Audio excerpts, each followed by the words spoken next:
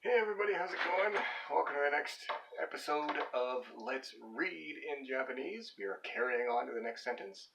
And brief announcement, it is raining for the first time in months. First time in probably over a year. Spring is actually finally here. Yay!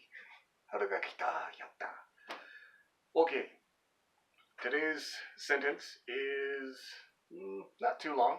So I'm going to try and get through it in one video. It might be a little bit long. Apologies in advance if it is.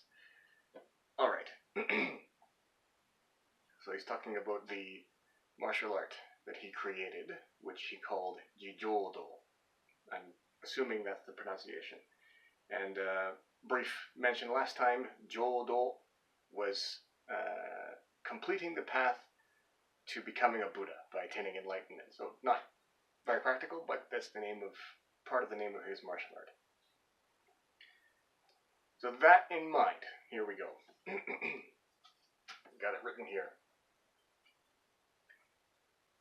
Jidojo というのは、その目が示すように、自らなすことによって、自らをなす道である。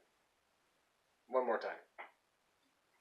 自浄土というのは、その目が示すことによって、自らなすこと、Sorry, I think I said that wrong. One more time. 自浄土というのは、その目が示すように、自らなすことによって、自ら道をなす、自らをなす道である。That was tough. And hopefully you're able to read my writing today. If not, you can ask me, hey, what was that word? In the comments, and I'll get back to you, I promise. Okay. So lots of new vocabulary words and a couple of words that are... it takes a little bit of mental gymnastics to work with. But some of them are simple, like this one. Name.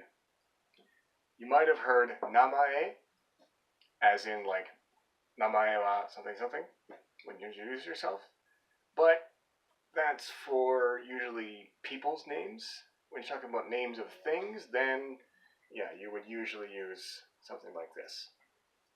So that's that one. It's a noun, pretty simple. And then this one, shimesu. I don't know if you can see it here. Let me scroll down on my screen. There we go. Shimesu. To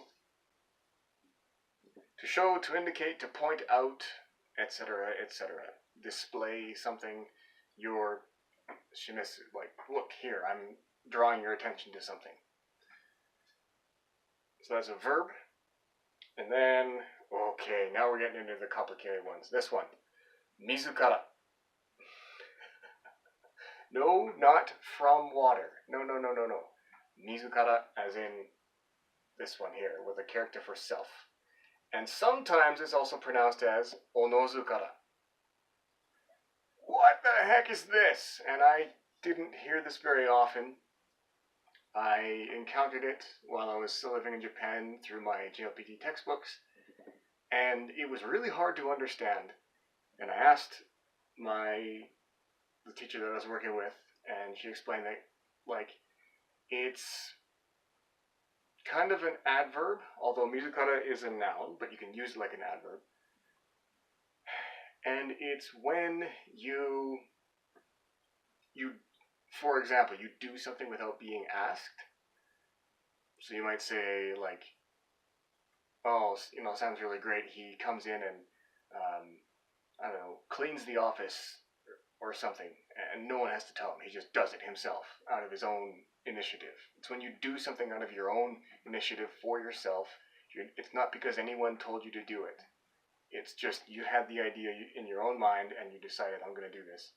And usually, it's kind of a good thing. So that's mizukara.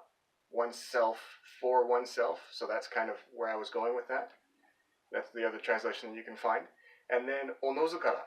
same kanji, but different reading, is an adverb and translates to naturally or as a matter of course.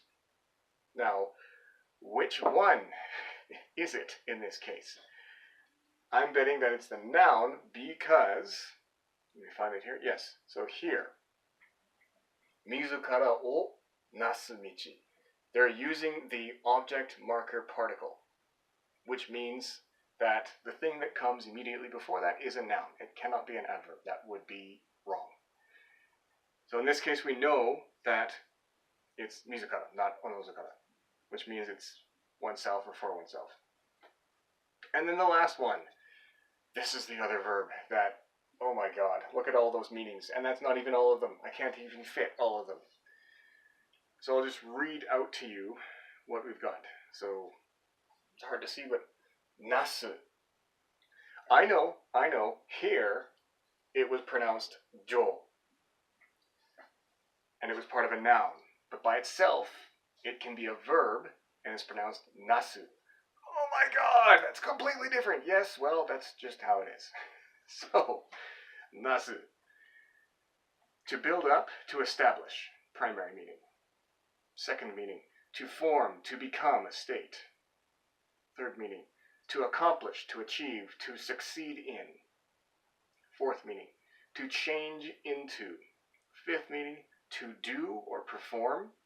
And the sixth meaning, which is a little bit archaic, probably most people don't use it like this anymore, but to intend to attempt, to try. So this verb has so many different meanings, and it's tricky. You just have to see it and hear it used enough in conversation to really grasp when this particular verb, nasu, not eggplant, nasu, the verb, when nasu means this one or this one or this one or this one, you use the context to understand.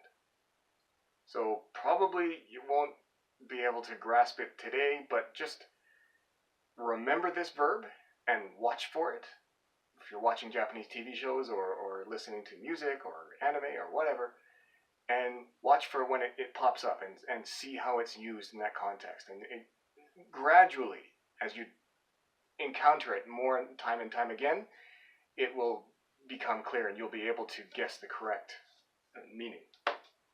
So to put this all together, and we will address the grammar bits in the next episode of Let's Learn Japanese, but for now, so 自情動というのは、その名が示すように、自らなすことによって、自らをなす道である。To put this all together in English. 自情動, as the name implies, that's that その名が示すように, as the name implies, 自情動というのは, so this martial art, 自情動, as the name implies, is 自らなすことによって、自らをなす道. Through developing yourself, through building yourself up, nasu as in to build up, through the process of doing that, によって、自らをなす道, the way or the path comes into being, it comes to be naturally or as a matter of course. である. And that's that last one, である. That is 自情動. So 自情動, as the name implies, is through the development of is the martial art in which, through the development of yourself, the way comes to be naturally as a matter of course. Is my interpretation of that particular sentence. Again, if you have your own interpretation, let me know. Again, and of course, if you have any questions, leave them in the comments. I'll try and get to them as fast as I can. And thanks for watching. 見てくれてありがとうございます。今度もよろしくお願いします。じゃあね。